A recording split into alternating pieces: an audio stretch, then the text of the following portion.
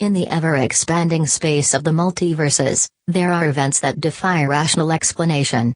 Paranormal entities, unexplained phenomena, interactions with extraterrestrial beings, and most important of all, Arthur Conan Doyle says Harry Houdini is a warlock.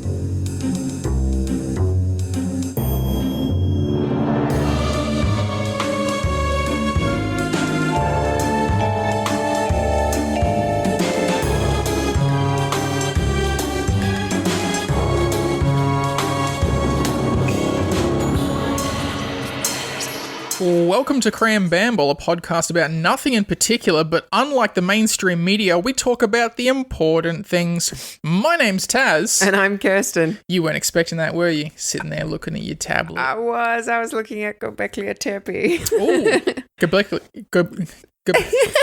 gobble, gobble, gobble, happy Thanksgiving, people. That's not even now, and it's not even this country. You know, it's ironic because it is in Turkey. What? Yeah. Are you serious? Yeah. Okay. Welcome to the podcast where we're talking about Gobbledokistan. Oh my gosh, you cannot call it that. That wasn't actually meant to be in the podcast. I was just reading it for fun. Oh, okay. Fair enough. Yeah, apparently they've just found a site nearby with more interesting things. Oh. Yeah, but this is not an archaeological podcast. So. Oh, it could be. So long as it links back to Bob the Bigfoot. All right. Well, the one thing that I did want to discuss is I think I might have found a cheap and completely impractical solution for your EMF reader. All right. Let's do it. Bring it on. Okay. So I was just happened to be listening to other podcast, and they were talking about sharks and how sharks can detect electromagnetic waves? Exactly. But short of, I don't know, flooding an entire building and letting a shark loose in it. Handheld shark. Even better than that.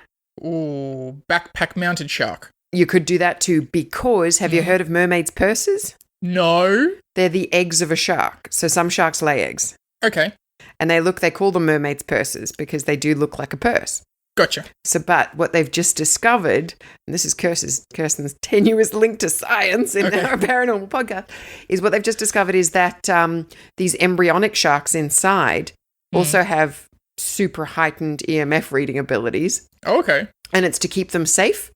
So what happens is if they detect a predator nearby, their signatures, they completely stop moving, they completely freeze and in effect hold their breaths because their gills stop moving and everything. Oh, they do what the ship did in the first Matrix, where they turn everything off. Yeah. Turn off all systems. Yep. Yeah. Exactly. Okay. So you could use them as an EMF reader. You have a little tank in a backpack, and you just notice when it freezes, you go, oh, there must be some EMF in the area. Electromagnetic force. People. That sounds like a very expensive No. tiresome alternative. I like it. It doesn't get points for practicality. All right, well, I knew that one would be a bit of a stretch. So Okay. I wanted to find an animal that could detect EMF. Yes. It wasn't aquatic, because carrying a tank around would be a thing. Okay. Platypus. Apparently they can do it too. Handheld platypus. A handheld platypus. Okay. But can they I don't know how they're going to communicate. Can they only do it in the water, though? I don't know. I have a feeling it may only be in the water. Right. So flooding the house is still an option. Well, there's that movie Ghost. Was it called Ghost Ship? Yep. Yeah, where half of the ship was submerged. Oh, okay. So we'll just do Platypus for that. Okay, so we'll keep platypus in the bank for that one. But aren't they freshwater?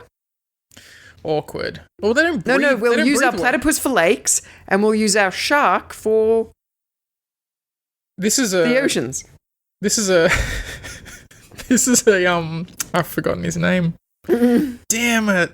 The mathematician from Jurassic Park. He's like, you spent so long thinking about if you could do it, not whether you should do it. Kirsten's plan on a half-submerged ghost ship is to release a shark to detect the ghosts. A baby shark. Okay. I wondered how long we would go with that Not long at all. song. It's a Pavlovian reaction that's built into people that lived through 2019. I was going to say 1999. You know, they made $181 million. People that made that song. Just from ads on YouTube? I'm just going to assume so. AdSense. Yeah. Good on 'em. I just saw a headline that went, "Oh yeah, Baby Shark creators Well, I are mean, now worth it's better than 1. Friday by Rebecca Black, so she made a lot of money out of that. This is true. No matter what a curmudgeon you are. Yeah, she became super famous, then complained that people in high school teased her, and my thought is, go somewhere else. You're rich. Yeah, exactly. Get homeschooled. Stop crying. Alright, so I was thinking about something the other day, and I don't know where I sit with it. It's either a massive oversight the society has left, and that's really stupid, or it's proof that it doesn't exist. Bigfoot. Uh-huh. So we were talking about the video that kind of made the Bigfoot famous, which was in California. Yep. And ever since we've always Who had made the video again? Oh, I wish I could remember the names. One of them's still alive. This is why I have a tablet in front of me. One of them's still alive. I want to say Patterson and Gill something. Okay. I could be wrong. Yeah. So, ever since then, we've gotten shoddy videos, blurry photos. So, I have a solution. Now, if Bigfoot exists, this is going to get definitive proof. Paparazzi. Okay. If the paparazzi can get a topless shot of celebrities on a boat. Celebrities on secret holidays at full HD, millions of pixels, so they can zoom in on them and put them in trash magazines, you can send one of those lads or ladies out into the forests and get a picture of Bigfoot. If anyone can do it, paparazzi can. That is brilliant, but how would we entice them to do it? Put a reward out? Yeah. I don't know. I think maybe they enjoy the civilized world too much. But I mean, they spend a lot of time hiding in sand dunes on beaches. So I think the forests of California and West Virginia are going to be just fine. They just got to rug up. It doesn't have to be that area. Didn't we just discover that there's an awful lot of Bigfoot-like creatures all over America? Yes, but you can't send a paparazzi to a shopping mall and expect to get pictures of Kim Kardashian on the beach. You got to go where the target is. So we send paparazzi in droves into the forest. Won't that scare them off? And haven't they got this new cloaking technology? Come on.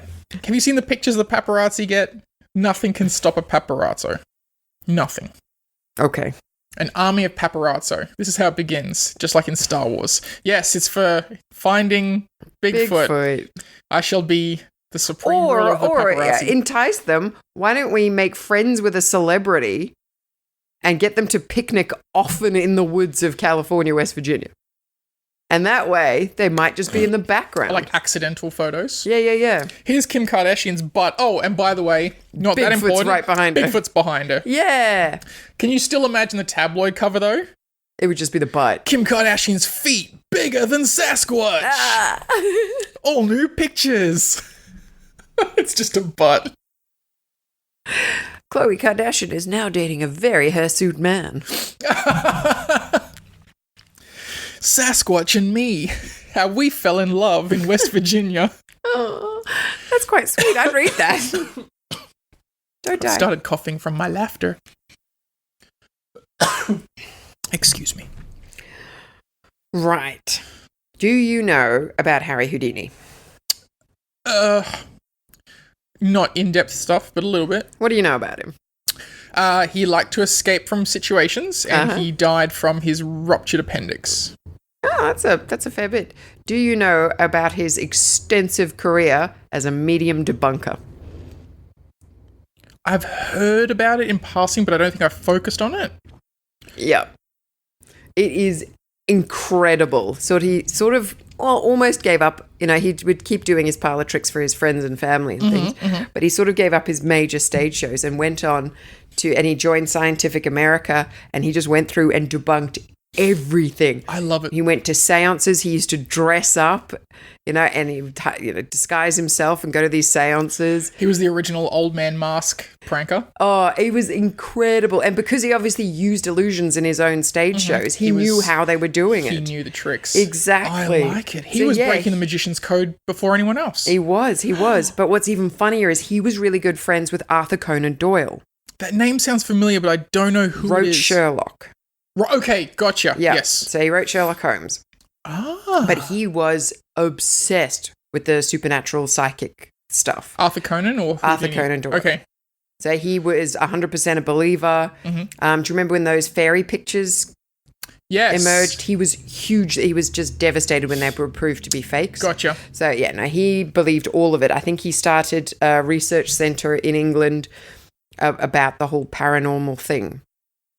Sounds like the start to a superhero movie where, it is like Hellboy gets recruited. It's like, oh, Arthur Conan Doyle created this in the 19-whatevers. Yes, actually, that's a really good premise for a story. I like that. Well, this is very sort of Magneto and Xavier. Jeepers. Yep. I named my son after him. That's embarrassing. I knew who it was, but I was trying to think, what's that dude's name? Wheelchair Man. Oh, no, not Wheelchair Man. I literally named my son Charles after Charles Xavier, and I forgot his name. Charles Darwin's also a good one as well. Well, it depends who I'm talking to. I'll swap and change. Sometimes Charles Manson. Whoa. Lock him in a cage. Anyway, they were really good friends, but obviously with their opposing ideas, things came to a head, and this is hilarious because Arthur Conan Doyle was convinced Houdini had abilities, like psychic and unearthly abilities, just convinced. And Houdini tried to convince him all the time, just going, no, it's just tricks. Gotcha. These are just tricks. I don't have... And he was just like, no, you are so powerful as a wizard with these abilities, and that's why you're debunking, because you don't want anyone to be as powerful as you. That's what I was going to say. It's the best front. You're like, doesn't exist, and I'm going to prove it doesn't exist by debunking people that you're obviously aware are frauds. Yeah, I just thought it was so funny. I wonder what Harry Houdini's doing now in his 14th iteration. He's the doctor. He's the real doctor. Well, that's actually very funny you say that, because he did so much debunking, and his wife, they obviously are very much on the same page. But she said, what if it does exist? What if all of the stuff, there is another life after death? What if Kram Bamble's onto something, Harry? Anyway, and he said, right, when I die, because I will die before you... Okay. They'd obviously figured that out. Yep. When I die, I will try and pass a message on to you. And they came up with like a secret message.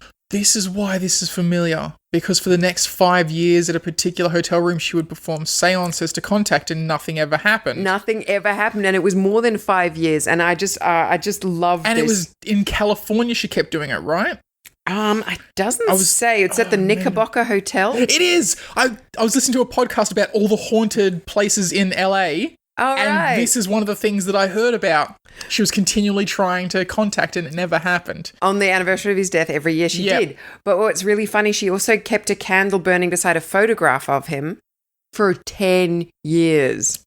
And she reckons that on that last failed seance, she put the candle out, and when people asked her about it, she goes, 10 years is long enough to wait for a man. He didn't marinate long enough. I just love it. I just love that notion of like, and he's 10 living years, his new life because he faked his death, and he started his new life as, I don't know. I was trying to think of a funny name as a pun, but I got nothing. Tom Smith. And now he just lives as a car salesman, but he occasionally summons the Dark Apprentice. Okay. Harry Houdini's Dark Apprentice. David Blaine. Do you want to know something else that's really funny? Yes. This is actually for our listeners, because we were talking about this off air. We've got a new intro that we're trialing at the moment. Trialing? Oh, man. Oh, are we going to... Oh, man. Oh, well, I wouldn't mind some feedback. So if people like it, we'll keep it up. But if you don't, let us know. Oh, you distracted me. I was supposed to do that at the intro. If you guys have any questions or paranormal shower thoughts, send us an email at krambamblepodcast@gmail.com, or hit us up on Twitter, krambamble 2 words. Also, if you happen to be listening to this on the iTunes podcast setup, please go ahead and rate this episode and others, and spread the word. All of the input really helps us kind of get to a larger audience. Thank you and goodbye. My turn to mist. But no, it does actually help us, and it helps us stay motivated as well. Yeah. Having that feedback, we realize people like us, and I just want you guys to like me. Do you guys like me? Are we cool? What did I do? What can I do better? Oh wow, that's desperate. That's sad. I don't really care if you like us, but just keep listening. Such a Scully. I don't care. Anyway, but my tenuous connection was we were trialing an H.P. Lovecraft. That is an amazing title for a paranormal book or TV show. What? Tenuous connection. Yep. Yeah. That's gonna be my epitaph. Honestly, I think Kirsten and her tenuous connections. But we were trialing sort of an H.P. Lovecraft type of thing. Yes. This ties in beautifully because Houdini and Lovecraft were friends. Oh my God. I know, and he tried to get him to write a book debunking all religious miracles. Oh. Dun, dun, dun. Never happened. No. That church is too powerful. They probably killed him. They were definitely connected. Definitely connected. I think that's the best way to... You have a secret society, and if somebody slips up and people start talking about it, you have like the 5 ringleaders or whatever number it is of your cabal, and they all just snip at each other publicly. So nobody would ever think that you're connected as part of the same organization, and just have each person has their individual kind of missions or tasks to debunk everything so nobody suspects it. Yeah, that would work. Did you know Arthur Conan Doyle? It was a Freemason. There you go. There you go. Yep. I was listening to a similar podcast. I like listening to paranormal stuff and all these kind of weird things. I don't. I get jealous. Hubbard? Scientology guy. L. Ron Hubbard? Hubbard. That's close. Hubbard. And there were a couple of other guys. They all had a cabal. And one of the guys... I don't know why, but I thought you were going to say kebab. I was like, kebabs good are nice. for them. And one of them blew himself up in his lab. Whoa. And On Hubbard purpose? predicted it. He's like, you're going to die by an explosion. Oh, that's not hard when you're a scientist who does experiments in a lab. And they all lived in LA close to where the Hellmouth is. Maybe that's like saying, I'm a racing car driver. I think you might die in a crash. It's a pretty good prediction. You do crazy science in a lab. Oh, you might blow yourself up. Well, I mean, it's easy to say now after it's happened that it's obvious. Or he could have also had a hand in it. Be like, oh, you might blow yourself up in a lab. I'm just going to leave this tap on. It'd be like 15 years from now, someone talking in a podcast about how we were murdered. Nobody ever found out what happened in our house because we did a podcast about paranormal stuff. And people are like, well, that was going to happen. Okay. That's pretty weird. At the time, it's like out of all the possible ways we could die. That's true. I mean, yeah, okay. If you think about it statistically... the odds are increased. It was more likely he'd be hit by a car or fall over in the bath. Yeah. Yeah. But yeah, Hubbard predicted it. Oh, God, that's coming up. There's a bunch of other things. Yeah. What's coming up? I think that might be a topic for another podcast is statistics. Statistics? Because I'm a big nerd. Because you're a big nerd. And I love statistics. So, yes, you've just given me an idea. I want to know all the statistics globally for deaths. And then we can try and figure out what creates ghosts, like what traumatic death would link to ghost sightings. I like it. I like it. Oh, I've got some research to do, guys. Oh, goodness. Yep. And I'm thinking about doing this full time because obviously I spend a ridiculous amount of time researching for these podcasts. I think you enjoy the research more than the podcasting. You like the collecting of knowledge more than talking about it. Yeah, but it helps, with little things. That's like, true. Hey, Kirsten, who's that guy that did this thing? And I'd be like, hey, it was L. Ron Hubbard. I don't know. Research is great. Knowledge is power. Yes. For the listeners that remember it and were wondering, I know that you guys were on the edge of your seats wondering if it would ever happen. I did, in fact, find a small, cool, old-looking bookshelf to put my cryptid and paranormal books on. The downside is I now don't have enough books to make the bookshelf look like an actual bookshelf. So what I'm going to do is write your own. Is write my own books. Just stroke my own ego. Look how much I know about paranormal activities. No, I'm going to start scouring, not antique bookstores, but bookstores. Bookstore sounds more fun. Bookstores. Is that like an ocean of books? Yes. Like Scrooge McDuck and his vault, except it's all books? Yes. Oh, that would hurt. If you dived into that like Scrooge McDuck, you just smack. I just thought of something. Life is like a hurricane. If if you could step into a parallel universe, but you had to be in a specific location to see something that might still exist or might have changed, where would you do it? I got so distracted by the fact that you pronounced thing, Thing, with a K. Think. Yeah. Something?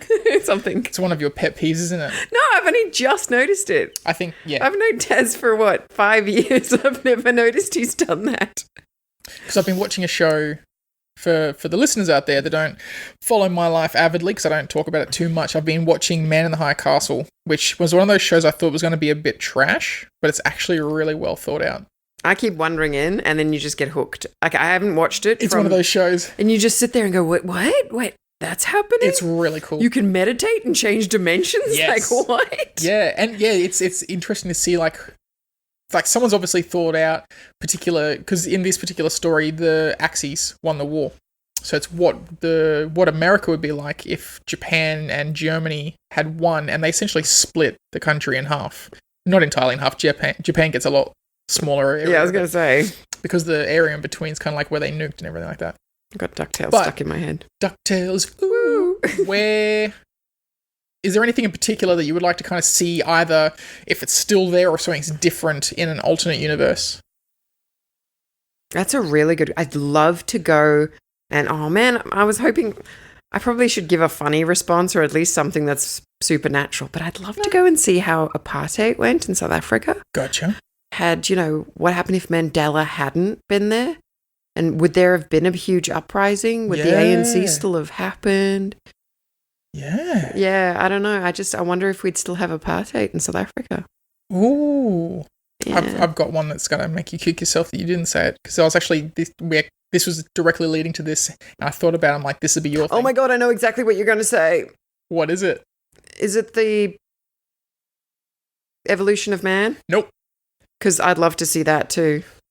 What would it be like if they hadn't burned the libraries of Alexandria? Oh. To step into an alternate universe where that library still existed, to see how the rest of civilization would have changed with all the knowledge that we still have. Oh, man. But just that point where I think it would be the center of society. Did you know Timbuktu was supposed to be that as well? Like a center of incredible learning. I don't know what Timbuktu besides the fact that I've heard it in a children's song. Tell me about Timbuktu. Not many people know much about Timbuktu. And look, Timbuktu is. I've got to admit that not even I know that much. But it's actually it's in Africa. Yes. So it is an actual place. Okay.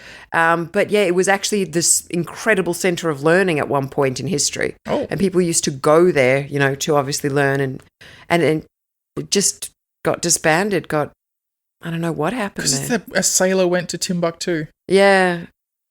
What does it even mean? To see what he could Timbuktu, and all that he could Timbuktu was the bottom of a deep blue. What does it mean? Timbuktu. What does it mean? Well, I love the fact that it's stayed in our universal collective unconsciousness, the name Timbuktu. Yeah. That's kind of cool. That is Obviously, very cool. It was very important for the fact that it went into children's songs. Yeah. There you go. On a slight tangent back to the libraries of Alexandria, one of the coolest things I can't remember if I read or heard. I think I read about it. One of the coolest creations that I've ever read about or heard about that I wish we still had today, and it's one of those things that lost, is I want to say Roman, but it might be Greek concrete that they used. I'm so glad you said that, because I get them mixed up too, and I shouldn't, because, it's something I should know. It's probably Greek, considering they made Greek fire and they made some of the most ridiculous stuff, and it was long enough ago that we would have lost a bit of it. But the concrete that doesn't degrade, that incredibly strong concrete that the more salt water it's exposed to, the harder and denser it gets. Yeah. Can you imagine if we still had that kind of stuff? And the Antikythera, for me, that's the most incredible thing. Have you not heard of the Antikythera? No. It's almost like a clock, but it also does sort of like the movement of the stars and planets and things. Oh. And sponge divers found it. And it's all done obviously with, cogs and things. But they found, sponge divers found this, and it's ancient technology.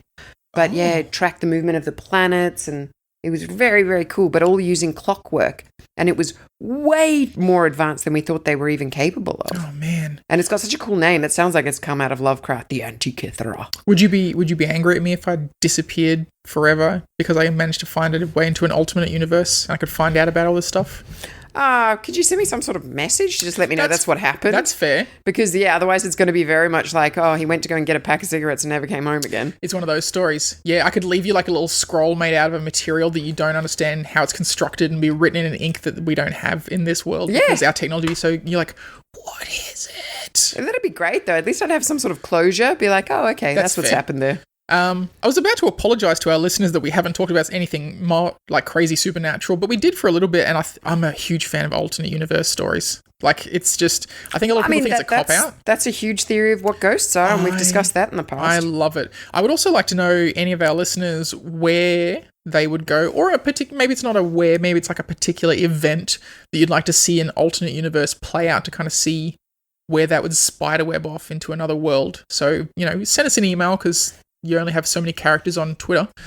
Send us an email. Yeah. Or anything you find that you think we might be interested in. Well, I'd like very to little read out, we're not interested in. Yeah, I'd like to read out some cool ones on air. I don't know if it's on air. On the podcast. Yeah, I'd like to read some of those out. We can say on air because we just don't, it's not live. Yeah, I think it has to be live though to be on air. Does it? Because it's going over the airwaves. I think. Okay. Tell us what you guys think about on air as well. Are we using it inappropriately? Oh, man. I'm just going through some news at the moment. Apparently there's an incredibly strange structure someone's found on Google Earth in Antarctica. Oh. Yeah. Oh, like the fortress theories and alien spacecraft landing zones and all that kind of stuff. Yeah, someone's found something really, really weird looking in Antarctica using Google Earth. Antarctica's north or south again?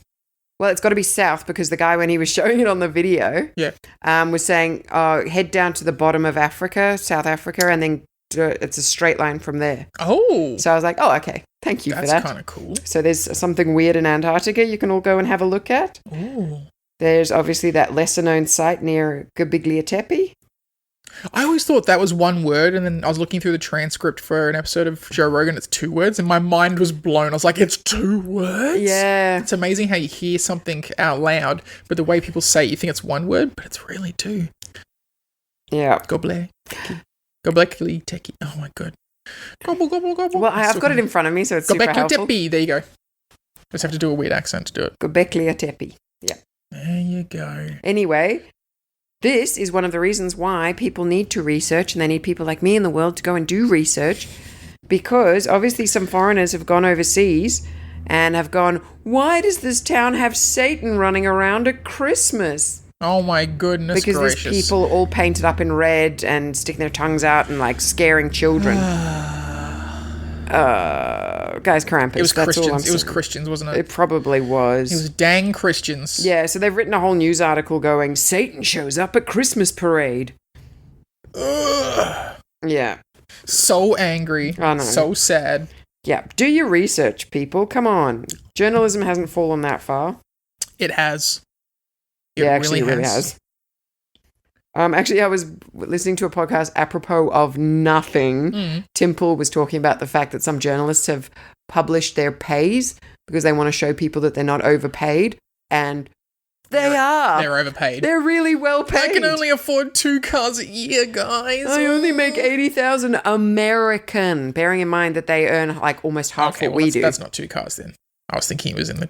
No. Bearing in mind that is double... Like their pay rates are way lower than ours. Yeah. I want a Cybertruck. And the Elon Musk one? Yeah. You know he built that for Mars. Yeah, that was my theory. I told you. Sorry. Don't steal my theory. Sorry. That's totally a Martian surface vehicle. What do you guys think about the Cybertruck? Anyway, we're almost at the 30-minute mark, so we're going to wrap it up there. I'm going to eat some more candy. Stop eating candy. Let's get cookies. We haven't had cookies for days. You just said don't eat candy. Now you're trying to force cookies down my throat. Cookies have no calories. Everyone knows that. Cookies have no calories. Thanks for listening to us ramble on. This one was a bit of a weird one, but I'm sure you guys enjoy a little bit of light-hearted banter as much as Kirsten likes cookies. My name's Taz. And I'm Kirsten. And this has been Kram Bamble